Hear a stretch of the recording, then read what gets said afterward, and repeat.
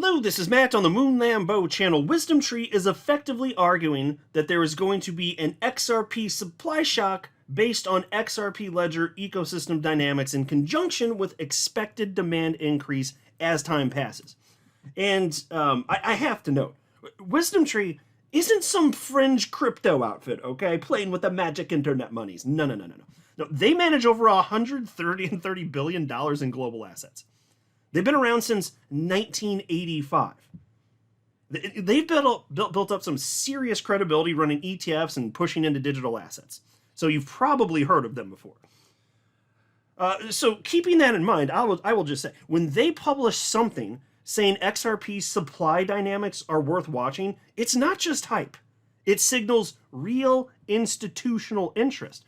And so the post on your screen here was shared by XRP community member Smoke, highlighting a page from a PDF from WisdomTree, which I don't remember seeing, but this is actually published in November of last year. I don't know that it was heavily circulated. There's a possibility I just missed it. I can't see everything. But you know, he wrote here, WisdomTree, there will be a supply shock for XRP before Bitcoin. Quote, Bitcoin should reach its max supply of 21 million units in approximately 2140, and XRP should reach its max supply in the next few years, end quote. And so it's not the case that WisdomTree literally said supply shock. He added that, but I agree with that. That is true. Like, what will happen, and I'm going to illustrate why. And in fact, so I've got the documents here. There's one from November, and actually there's another really interesting one from December of last year that I might delve into just to highlight the degree to which WisdomTree obviously sees what's going on with XRP and the writings on the wall. Like, this thing's just going to rocket from here. They get it. But for now, I just want to spend a few minutes. That'll be the sole purpose of this video, and then I can delve in more if there's interest in this in a separate video. But I just want to explain why it takes very little money flowing in to get XRP price to rocket. And so this idea of there being an impending XRP supply shock, like, that's real. That's a very real thing. I firmly believe that is indeed the case. And you're sitting here looking at XRP, $2.98 with a market cap at $178 billion. Folks, that ain't nothing, okay? It's going to be worth way, way, way more in the future, okay? I mean, so imagine a moment in the not-so-distant future where XRP holders wake up to headlines that institutional money is flowing in at a pace no one thought possible. And suddenly, everyone realizes there simply isn't enough XRP on the market to meet the demand. That's the essence of a supply shock. So let's look at the numbers. The total maximum supply of XRP is 100 billion. And of course, you know, there's a certain amount that's burnt with every single transaction. So that's why, like, the max, you can look at max and total supply here, I'll show you. The max supply is 100 billion. The total supply is 99.985 billion because a certain amount of XRP has been burnt there. That's the reason that is showing the way that it is. But, you know, today there's roughly, like, what? About almost 60 billion XRP in circulation.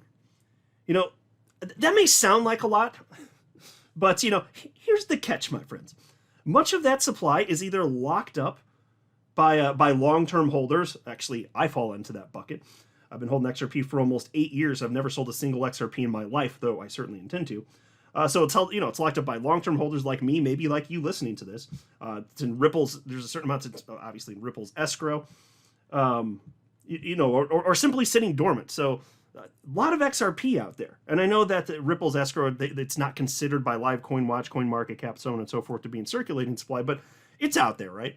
And so Ripple controls around 40 billion XRP, including what they have in escrow. And of course, they release up to 1 billion each month. But of course, historically, only a fraction actually makes it into the market. Almost all of it gets locked right back into new escrows, which means the real liquid supply entering the market each year is in the low single-digit billions. It's really not that much, folks. So, you know, let's put that into perspective. Think about this.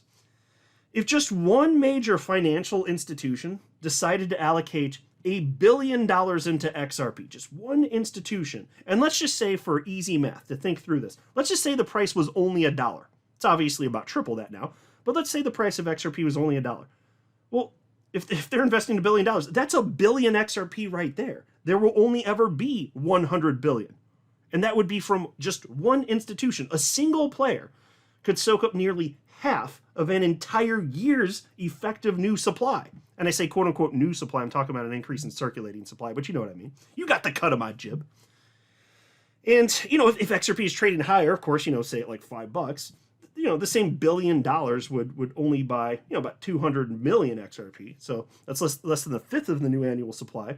But that's still, even then, that's just one institution, one move, And remember, we're not talking about just one bank or one fund ultimately, big picture. We're talking about global liquidity providers, payment corridors, ETFs, tokenization platforms, all of this happening within the XRP ecosystem. And, Bitcoin, frankly, gives us a glimpse of what can happen.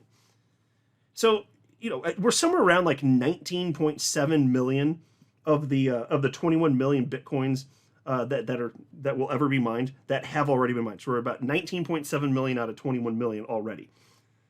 So halvings reduce the trickle of new supply, yeah, but there's almost all of the Bitcoins already out there, so it doesn't really matter. The real driver of Bitcoin's explosive moves has always been demand running into a hard cap. So with XRP, the dynamic is slightly different. I mean, escrow releases are steady. They're not halving events. There's no mining, which I'm glad, because that's just clunky nonsense you actually don't need, turns out. That's been proven to be the case. But the math leads to the same conclusion. If demand spikes, there's not enough liquid XRP to go around. Let me say that again. If demand spikes, there is not enough liquid XRP to go around. Not at these prices. No, sir. So it gets even more interesting, though. Exchange liquidity, I don't know if enough people think about this, probably not, but exchange liquidity is already thin. Do you realize this? Reports suggest only a small fraction of circulating XRP is actually available for trading on exchanges at any given time. Some estimates put that at less than 10% of the circulating supply available for sale at any given moment. The rest, it's all locked away. Like, for instance, I've got my XRP. My XRP is not for sale. It exists. It's considered to be in circulating supply. You can't buy it, though. It's not for sale. I'm not selling it. So if there are roughly 60 billion XRP out there in circulating supply, maybe only 5 billion are truly accessible on the open market. And that's it. I don't think most people get this. This is why you can get these crazy price spikes, especially in market euphoria at the end of each market cycle. There's just not that much XRP out there. And at today's prices, that's just a few $1 billion of value sitting on order books worldwide. So compare that to the trillions of dollars in daily global payments and settlements, and the imbalance, I'd say, it becomes pretty obvious, right? So picture the scenario. A surge in institutional adoption combined with retail FOMO all colliding with a supply that simply can't expand.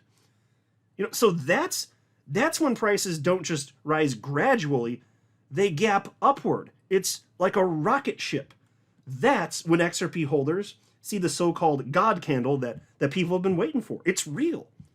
Not because of hype, not because of manipulation, but because the math of fixed supply and surging demand leaves no other option. It has to happen.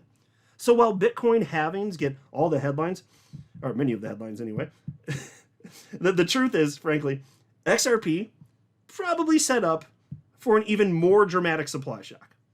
There's just so much less money in it, and that's a good thing. It doesn't take much money flowing in to get these crazy moves to the upside, frankly. The coins are there, but they're not liquid. They're locked up, they're hoarded, they're scarce. They're scarce where it matters most, on the open market.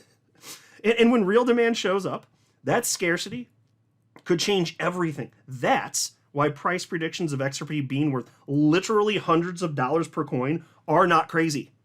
Of course, the price won't be that high this market cycle, but it's absolutely plausible that such price levels, at the hundreds of dollars per coin, I do believe that could be reached one day. There's way more than enough money on the planet, to bid the price of XRP up that high. You just have to be patient. I'm not a financial advisor. You should not buy or sell anything because of anything I say or write. That would be a very, very, very bad idea. Until next time, to the moon, Lambo.